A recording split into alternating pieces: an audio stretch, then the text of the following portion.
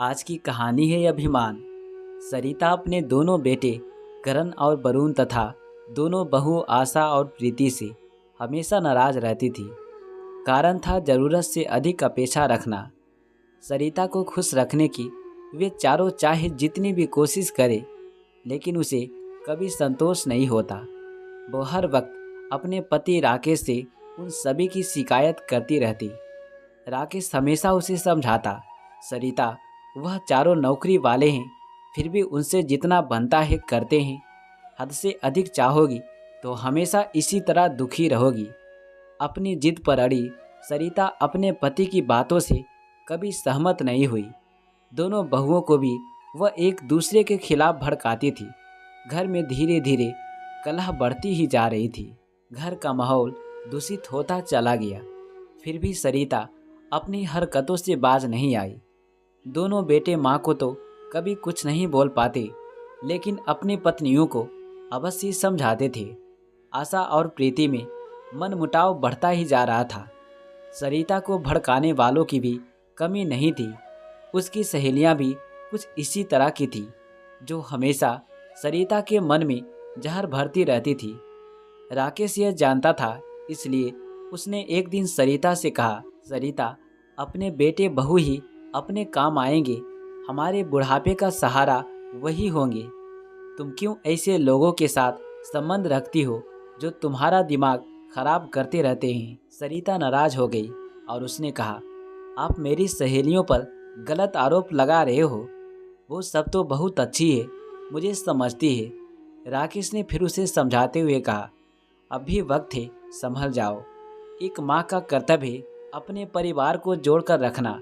छोटी मोटी गलतियों को नज़रअंदाज करना, बच्चों से गलती हो उन्हें माफ़ करना, सबसे बड़ी गलती जो तुम कर रही हो हद से ज़्यादा अपेक्षा रखना।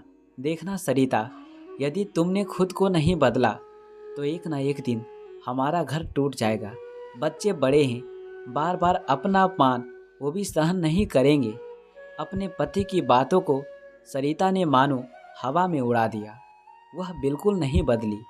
आखिरकार वही हुआ जो नहीं होना चाहिए था। आशा और प्रीति ने तंग आकर अपने अपने पति से अलग रहने की जिद करना शुरू कर दिया।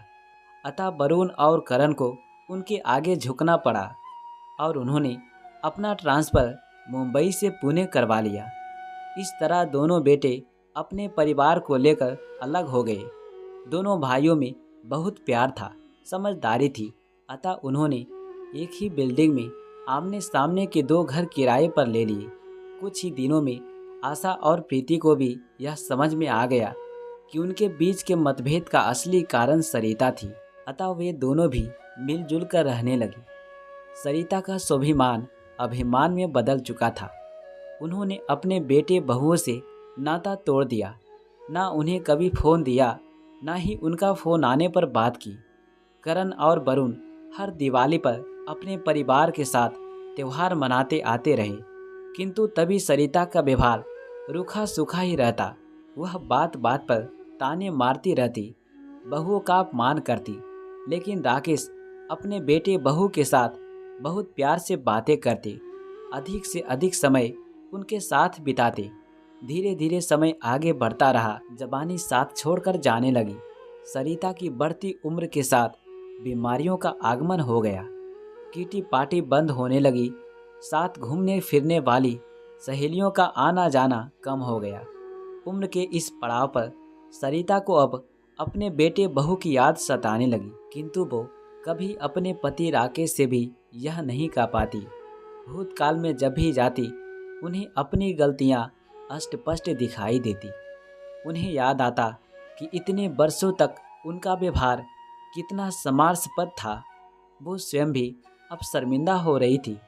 सरिता को राकेश की बातें अब बार बार याद आती थी, जिन्हें वो पहले हवा में उड़ा दिया करती थी। अपनों को वापस पाने की चाह बार बार उनके दिल में उमड़ रही थी, लेकिन अपना अभिमान कैसे तोड़े, कैसे अपनी गलतियां सभी के समझ स्वीकार करे। सरिता के अंदर चल रहे इस तूफान को राकेश महसूस कर रहा था। राकेश ने अपने बेटों को फ़ोन करके सरिता के विषय में बताया। तब दोनों बेटे परिवार सहित अपनी माँ से मिलने तुरंत आ गए। गहरी सोच में डूबी हुई सरिता के कानों में अचानक ही कुछ आवाज़ें गूंजी। माँ। यह आवाज़ें दोनों बेटे बहुओं की थी। सरिता ने आंखें खोलकर देखा तो उनके सामने पूरा परिवार खड़ा था। अपने परिवार को देखकर सरिता के मन में ऐसे बादल उमड़ रहे थे जो प्यासी तरसी हुई धारा को पानी देकर उसकी प्यास बुझाते हैं। सरिता के आसपास दोनों बेटों के साथ दोनों बहुएं भी बैठी थी। सरिता प्यार भरा हाथ अपने बच्चों पर फिराकर स्वर्ग के सुख की अनुभूति कर रही थी। उनकी आंखों से आज पछताव के मोती टपक रहे थे। आज उनके पास ना अभिमान था ना ही स्वाभिमान था। यदि कुछ था तो वो प्यार था। खुशियों और प्यार के साथ एक सप्ताह कैसे बीत गया पता ही नहीं चला। सरिता का मन बैठा जा रहा था। एक हफ्ते में मानो उसे जीवन भर की खुशियाँ मिल रही थी और इन खुशियों को अब वो छोड़ना नहीं चाहती थी। वापस जाने की घड़ी नज़दीक आ गई। आशा और प्रीति सरिता के पास आकर बैठ गई। सरिता बुझी बुझी दिख रही थी। आशा ने कहा, अब हम आपको अकेले नहीं रहने देंगे। पापा और आप दोनों को अब हमारे साथ ही रहना होगा। आप चलोगी ना माँ?